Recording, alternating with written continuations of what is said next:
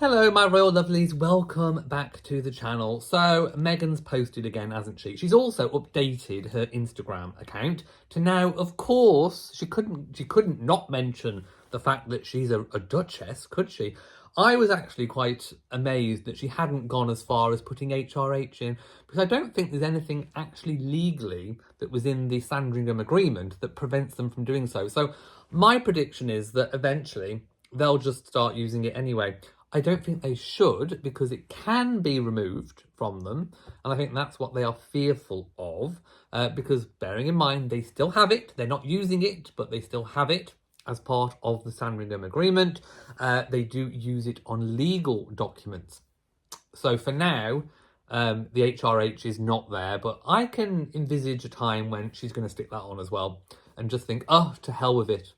Anyway, she has made a new post. So as with Meghan, nothing is without reason. There's always a motive, normally a bad motive, behind everything. So yesterday we saw the running on the beach, the frantic, manic bouncing in front of the camera. Someone said in the comments, how do we even know that's really Meghan? And my reply was, well, just look at the feet. I mean, the feet give it away. It was definitely Meghan. Just look at those bunions that are going on, and the clavage area. I mean, my goodness, that clavage area. Nightmares I had last night. Kept me up at night, it did. The horror. Anyway, as I spotted yesterday, she'd definitely been practicing that 2025 in the sand, because you could see footprints and you could see where it had already been written. So she was definitely not a one-take wonder, let's put it that way. So anyway, fast forward. So she's added Duchess of Sussex to her profile. She hasn't had the amount of followers that I would have perhaps expected. Remember, there's like 7-8 billion people in the world, maybe more. So, 700 and something thousand at the time of making this video isn't really that much. I expect it will probably go to a couple of million eventually, but it's still not in the realm of, Ariana Grande, for example. I don't think people are clamouring to follow Meghan's drivel. So today she posts, as I was saying, everything, there's always motive driven. So the reason why she posted yesterday was because today she wanted to reveal the Netflix cooking, home, lifestyle, documentary program, basically QVC. Because remember, she is selling product as well.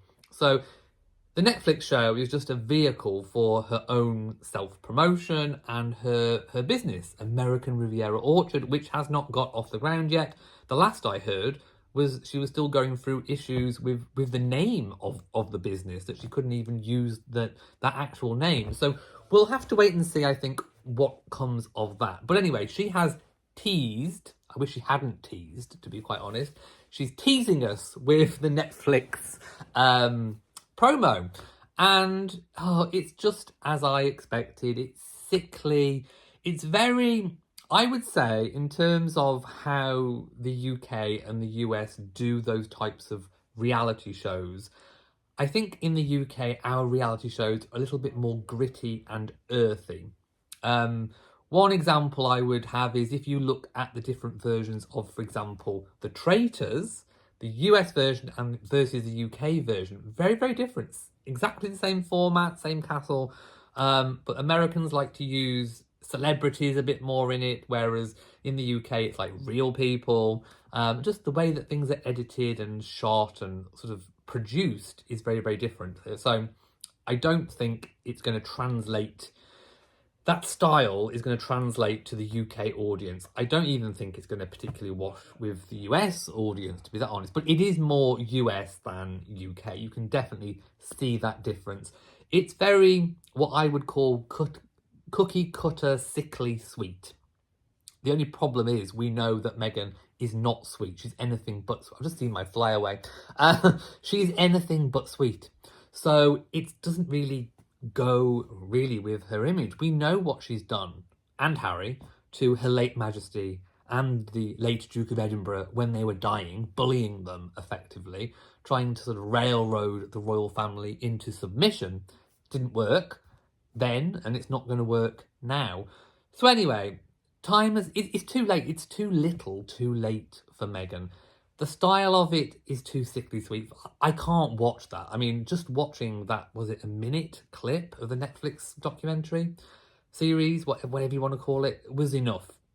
More than enough. Because I cannot sit through a whole series of that, to be quite honest. Even to just see what she's up to. She's obviously, there's like a mixture of sort of lifestyle, cooking, a bit of gardening, friends, maybe faux friends, hired friends coming over to shoot bits. Very sickly sweet. Not up my street, let's put it that way. And you know that she's selling the products, or, at least we think she might be selling. So it's coming on the 15th.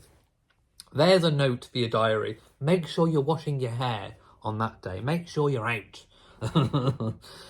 Oh my goodness. I just think it looks dreadful. It really, really does. I am not looking forward to it. I won't be watching it. Let me know in the comment section. Will you be watching Meghan's drivel? Because that's all it is. It's just going to be. I mean, Martha Stewart, she is not. Mary Berry, if you're from the UK, she is not. And when you contrast the difference between how Catherine and William are viewed now to how Harry and Meghan are viewed, worlds apart. The royals are really being royal, and Harry and Meghan are just low rent celebrities at the moment. They are just well-known figures. That magic that they can derive from being a member of the royal family, which they still are, has gone. That has passed. The way that they have handled themselves and conducted themselves since leaving has just messed up their whole careers. They have done it to themselves. Nobody else has done this. They should not blame anyone else for their own misfortunes. I'm telling you now, this is going to be an absolute flop. I predicted at the start, this time last year, I think, that 2025 for 2024 for Harry and Meghan was going to be like trying to set up 2025, but then 2025 was going to be the year when they catastrophically fail. Netflix is going to drop them. This is just damage limitation for Netflix. They want to recoup whatever they can. They just want to get some product out of Harry and Meghan. And make no mistake about it, I bet that Netflix has had pretty much everything to do with the production of this. Archewell Productions, which is Harry and Meghan's money-making branch, I reckon they've just put their name to it. I reckon Netflix is behind the majority of the production of this, because Harry and Meghan could not produce their way out of a paper bag. We all know that. They haven't got good ideas. They haven't got good skills. The staff are vacating like, a sinking ship that's on fire. Everything is just wrong. The Polo documentary flopped. This is going to flop. They are not good at this. The only thing that Harry was good for was being a royal. And he was good at that. Hats off to him. He was, on the face of it, very personable. And, he did light up a room wherever he went. That has gone. That has long gone. People often say, oh, why have you turned on them? I haven't turned on them. They have done all of this to themselves. And they find themselves in the position that they are in because of their own actions, words and deeds. And Meghan throwing around a few things in a pan and picking vegetables that she's grown and having fake friends round is not going to change any of that in the minds of everyone else. That's gone. It's gone. They may as well get jobs at McDonald's. Nothing wrong with jobs at McDonald's. Good, honest people work at McDonald's. But Harry and Meghan are not going to have the glitzy, glamorous celebrity lifestyle that they thought they were going to have. They thought they were going to be in the stratosphere. Now, they'll probably always have money because, they are wealthy, rich people together. And, that's not going to change. But the work that they wanted to do to get themselves to, for example, I don't know, Beyonce level, or having a brand like Rihanna with Fenty, or, those people that have got these big brands that are doing really, really well. they haven't got the skill and they haven't got the likability factor to go with it. Anyway, if you want to see and listen to Meghan's Netflix trailer thing, it's on her Instagram. I'm sure it'll all be over YouTube. So go watch it if you want to. But it's not worth watching. It's very cringe. It's very cringe-worthy. I was going, ooh, ooh, ooh, ooh. Don't like it. Anyway, thank you for watching this video. Let me know in the comments what you think. If you've enjoyed this video, give it a thumbs up. You're not giving Meghan a thumbs up. You're giving me a thumbs up. So, so please give me a thumbs up. Never mind regardless of the subject of this video. Like, comment, share, subscribe, and I will see you in the next video. So, mwah to you all, my lovies, and goodbye.